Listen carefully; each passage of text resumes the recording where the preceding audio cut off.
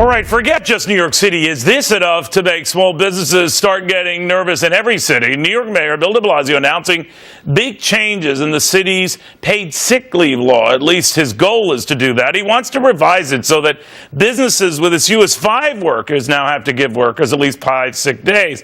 As it stands now, the minimum is 20 workers, so a lot more could be caught under this change. And other cities could follow suit, and that's the big concern. Why Steve Morris says it is not up to government to make these decisions anyway. But Steve, the mayor's going full steam ahead.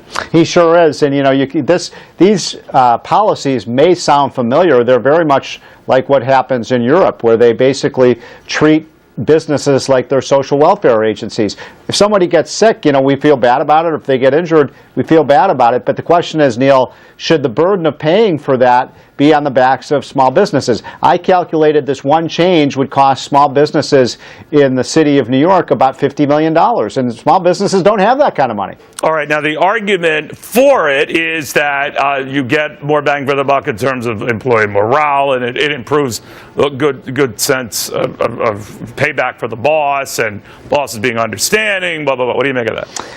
Well, a couple things. I mean, first of all, I would say that a lot of these businesses really can't afford the cost. They're operating on small margins.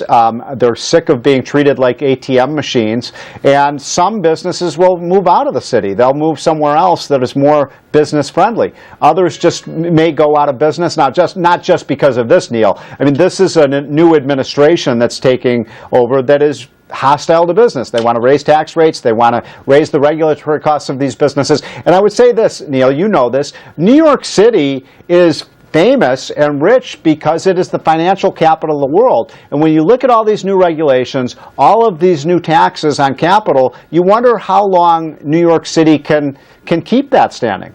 I'm wondering, too, whether the mayor knows this might be a losing fight, as it would be to try to raise taxes on the wealthy of the city, because that's something he'd need approval from Albany, the capital. In other words, it's a state mandate there. But he doesn't care that he would be sending a message. I am going to go after businesses I think are not doing enough. I think that's right. And you know, what's interesting about this is that if you look at other cities and other places where Democrats rule, a lot of these politicians are looking at de Blasio in New York and saying, maybe we'll want to do this here in Philadelphia or Pittsburgh or Chicago. So this is a tip of an iceberg. I think it's very dangerous for cities. Like, if you want to know the end game of where this all goes, when you treat businesses like they're cash machines and when you hoard new regulations and new taxes on them, I would say the end game here is Detroit, where businesses leave and they become like wastelands. Look, New York is not that, but I think it's moving in that direction. Steve, good seeing you again. Yeah. Thank you. Steve Moore. Well,